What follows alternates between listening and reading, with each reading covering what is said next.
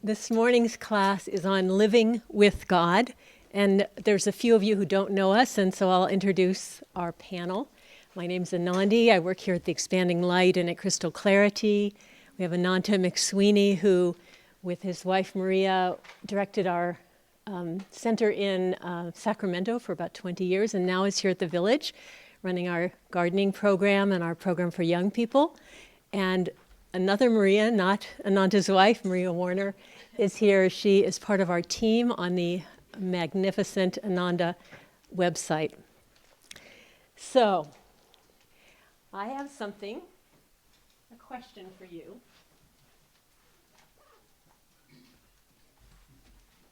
If I told you that I could teach you a yogic technique that would give you these benefits, I wonder what you would think.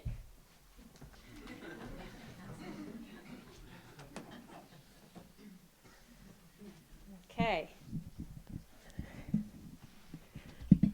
This yogic technique improves physical beauty, grace of expression, power of mental receptivity.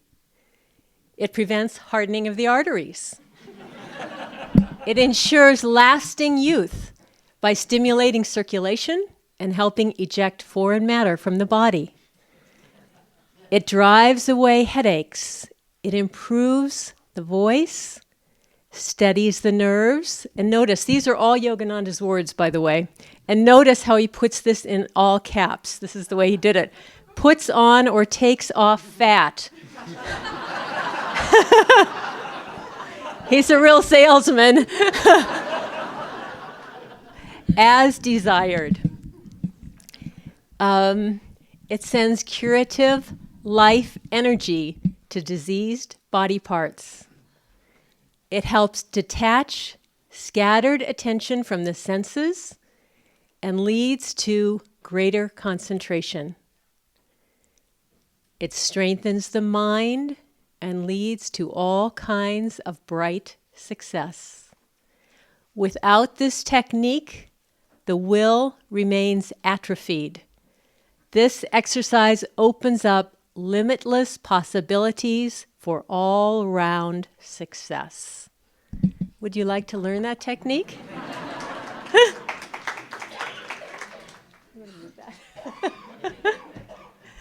You already know this technique. This technique is the Energization Exercises.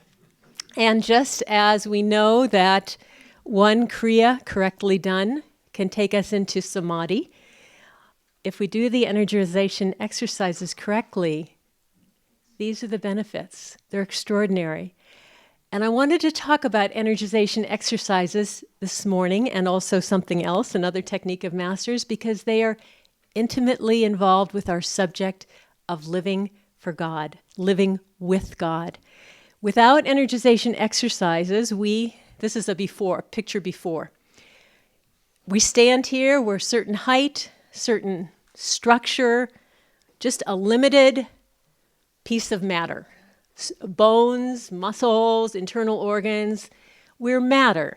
We love God, but as many religions define God, God is wholly other. We are matter, God is spirit. Never the twain shall meet.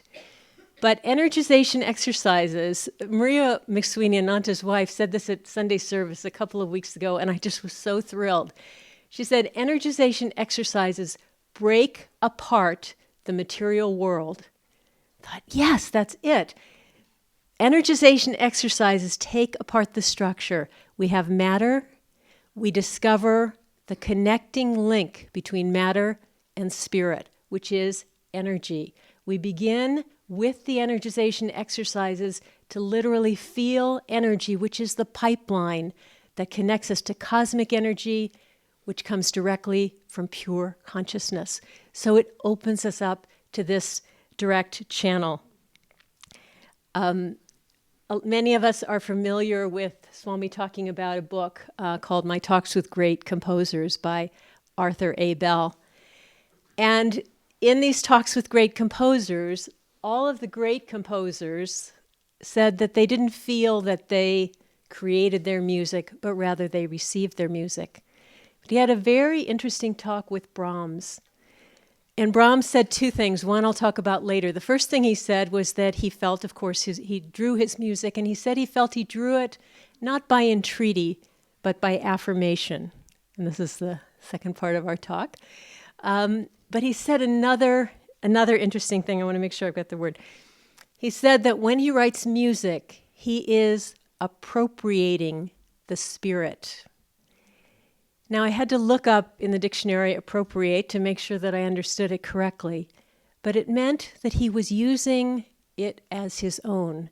He was drawing spirit's inspiration into him, and it was not his, but what he had taken from God, which was creating this music.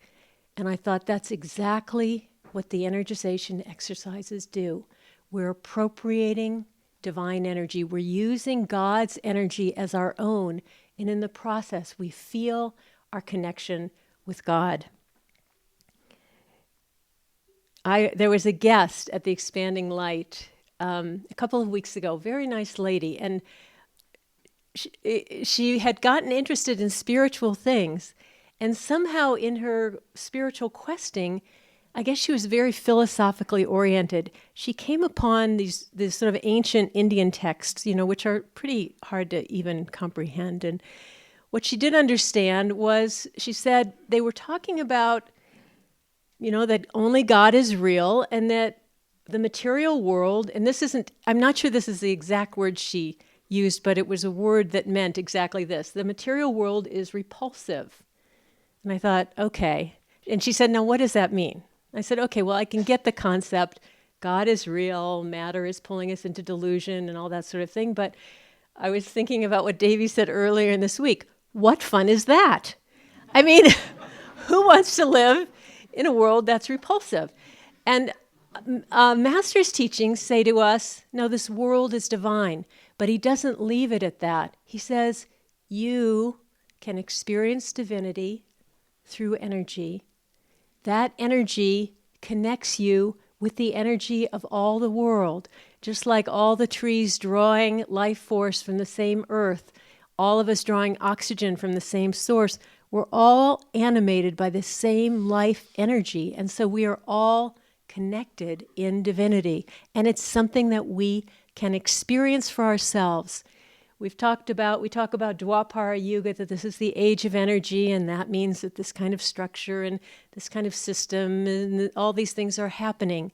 But the key thing about Dwapara Yuga is that Master has said, you are part of Dwapara Yuga. You are made of energy, and you can experience this every day. And you can draw on that, and in that energy, live with God. It is the will, as we know. I'm not going to teach the energization in the usual way, but the will is what links us. It's the magic bridge that draws that energy into us. I was thinking of this example, and I thought, I know there's an electrician in the audience that's going to tell me that this is totally wrong. But my sense is that in an electric socket, there's just energy waiting. It's just sitting there and it's waiting. We turn on the light and it draws the energy to where it's needed. And that's just what the energization exercises do. And I thought it would be interesting for us to do some little exercises. I want to see, lately I've just been feeling, I remember a while ago, Pranaba was giving a class on energization exercises. And what he said was, I keep coming to new realizations about energization exercises. And I think, now I'm finally getting energization exercises. And then another one, and then another one. And so I've been feeling newly inspired about energization, and I'd like to see if just a couple of these exercises might help you feel more connected to this experience of how energization breaks apart the material world. So if you would please stand. We're not going to do double breathing, so you don't have to worry. We're just going to start with a simple sort of almost a theatrical exercise. I want you to imagine that there's a bucket at your feet, And you're just going to bend down. It's a completely empty bucket. You're just going to bend down and pick that bucket up. Okay, very easy, right? Okay, now put the bucket back down. Okay. Now imagine that that bucket is completely filled with rocks. Okay? Now, as we do this next part of the exercise, because the way we do these things is automatic. So as we do this next part of the exercise, pay attention to what's happening as you bend down to pick up the bucket that's full of rocks. Pick that up. Okay, and can you feel how, in order to pick up that, you can lay it down again. I don't want to strain you. As you did that, you had to use your will to send more energy to your arm, and it happens automatically. But now we're going to just do this a little bit more, again, focused. So now as we close our eyes, and I love what Master said about keeping your eyes closed during energization exercises. He said that you lose energy through your eyes if your eyes are open. So you keep your eyes closed, and we're going to just now do just something very simple, which is we're going to start to tense the forearm, low, medium, high. So you're tensing that forearm as hard as you possibly can, vibrating a little bit. Okay, now just tense it just a little bit more. You can consciously send more energy there. Okay, now just tense it just a little bit more. Okay, now gradually relax, and as you relax, feel the energy released.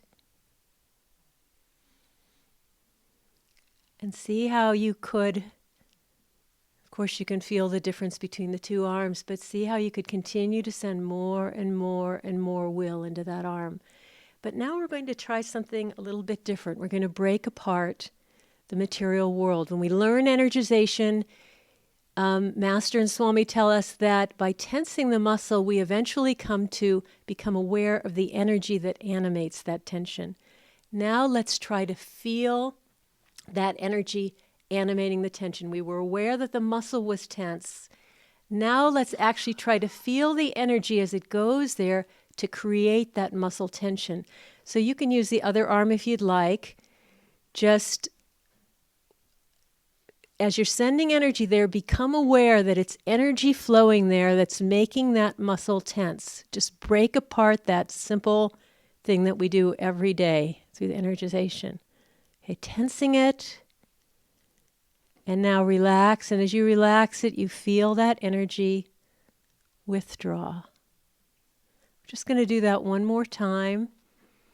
You can alternate arms if you like that better.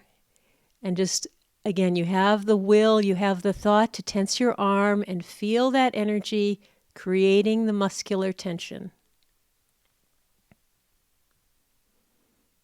And relax. Now we're going to do it just a little bit more. We're going to massage the medulla.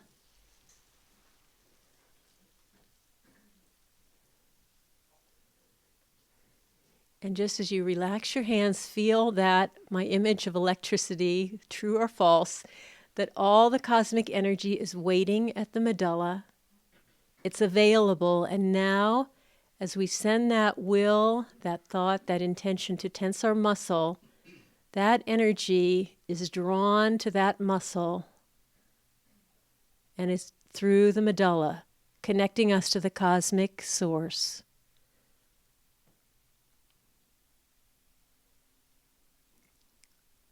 And just relax and feel it. Just feel that living connection that you have with God, with cosmic energy at the medulla. Let's do that one more time. Massage the medulla. Relax your hands. Feel God as if it's the mouth of God. Feel as if God's breath is right on the back of your medulla, waiting till you call on it. Now you tense that muscle. You send energy which draws life force through the medulla to that muscle. Vibrate that muscle with that life energy. And you relax and feel it. And one last time, just to kind of balance ourselves out, let's feel God available to us at the medulla. And as we tense the whole body, feel the life energy stimulating the tension. And then relax.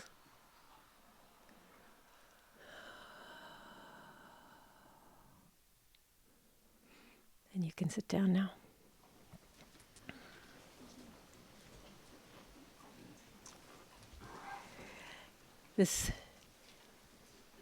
This connection that we have with God through Master's techniques is also experienced, and I've been, again, very inspired lately by feeling the similarity between affirmations and energization. Without affirmations, just like with energization, I stand here just a sort of a body, God, holy other. Without affirmations, I stand here. This is what I learned from my parents. This is what I learned growing up as an American. This is my karmic patterns that are in my brain. I'm all completely locked in limitation. Master used to say that who we are is not determined entirely by our intelligence and the effort we put out, but by the karmic patterns that are grooved into our consciousness. But he wouldn't let people sit with that, because if we sit with that, we close the door to God. And so he said, no, open that door to limitless possibilities. Draw that divine consciousness, just like we drew the energy, divine consciousness and energy into you through changing your thoughts in a conscious way, which is what energization exercises are doing. And let me just see, I didn't know how the time was going to work on this, so we have a tendency to, there's a tendency to beg, to ask for help. And Master said, no, we have to put ourselves on God's energy level. People say, God, come to me, I need you. And he said, why would God want to go down there? What he meant was, it's not that God doesn't love us or isn't sympathetic to us, but when our eyes are on the ground, when we're whining, he can't find that doorway. But when we can lift our energy up, we can draw that in. We can open ourselves to the flow of God. And so I'd like to share, again, experientially, I'd like to do an energization, an affirmation together, and just try to feel, consciously feeling that connection with God through it, living with God as we draw that in. But I wanted to share a few points about energization, about affirmation that have been inspiring me lately. One is that when we affirm, we want to forget entirely what we're affirming about. We know what it is. We already know what it is. We put it out of our minds. God knows how to send that healing energy to that place. We want to put out of our mind all doubt. We want to put out of our mind all looking for results, because both of those take our energy away from this breath of God that is transforming us, that we don't know how to change ourselves. We don't know how to digest our lunch, but God knows how to do all these things through us, and that's what affirmations can do. I said I would mention about Brahms. Again, what Brahms said is that he affirmed for his music. He didn't ask for it, but rather he affirmed. And what he meant by that is he said, well, the Lord's Prayer has 7 affirmations in it. I was like, really? So I looked up the Lord's Prayer, and the Lord's Prayer says, of course, give us this day our daily bread. Deliver us from evil. But what he was meaning is, those are 2 affirmations. I know that you will do this for me. I'm asking this in perfect confidence. So we want to have that energy. When we affirm, and I'm not going to teach this because we know it, we know we do it loudly, but it's much more important as we do it more softly, because it's regrooving the subconscious mind is where transformation can come back to the conscious. But taking it even more deeply, Master said the superconscious is the magic storehouse of infinite possibilities. And if we can take this affirmation to the superconscious, which means we go beyond the words, we go entirely to the intuitive connection with the feeling of it. We begin to get on its wavelength and we begin to tap into limitless possibilities. So let's now just do an affirmation. Time is going by more quickly than I thought it would. Okay, so sit up straight. Close your eyes, inhale intense, and relax the body.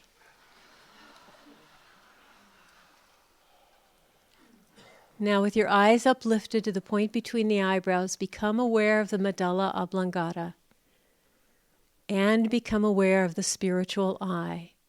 And as we do this exercise, which is about energy, I'd like you first to think of something in your life, a physical problem, some kind of emotional block, anything that sort of bothers you, not to put it to the front of your mind, but just to motivate you as you do these exercises. So you feel you're really going somewhere with it. Now put that completely out of your mind. And we're going to do this exercise just a few times. We'll first just do it loudly and repeat it after me. We'll do it rhythmically, repeat it after me. And as you're doing it, just tune into the words, but especially tune into the life force that's coming in through the medulla.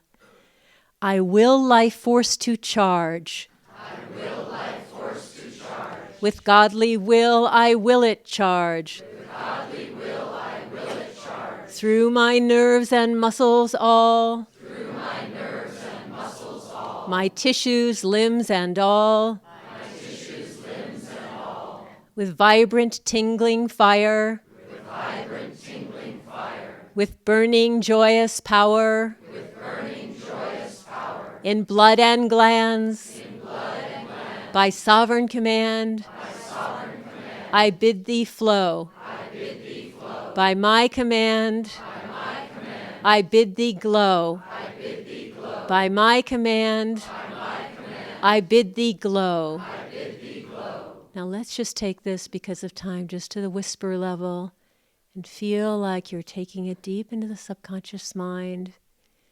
I will life force to charge. With godly will, I will it charge. Through my nerves and muscles all. My tissues, limbs, and all. With vibrant, tingling fire. With burning, joyous power. In blood and glands. By sovereign command. I bid thee flow. By my command. I bid thee glow. By my command. I bid thee glow. Now we'll do it silently with great intensity. I will life force to charge. With godly will, I will it charge. Through my nerves and muscles all. My tissues, limbs, and all. With vibrant, tingling fire. With burning, joyous power. In blood and glands.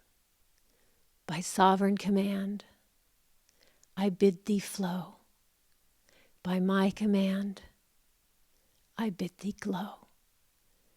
By my command. I bid thee glow. I'm going to do it one more time, and this time say it with me so I won't leave a pause for you.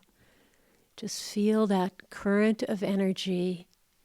I will life force to charge. No, I'm sorry. Say it with me silently. Just say it at the superconscious silently. I will life force to charge. With godly will, I will it charge. Through my nerves and muscles all, my tissues, limbs, and all. With vibrant, tingling fire, with burning, joyous power, in blood and glands, by sovereign command, I bid thee flow. By my command, I bid thee glow. By my command, I bid thee glow. And I just attune to that vibration of healing.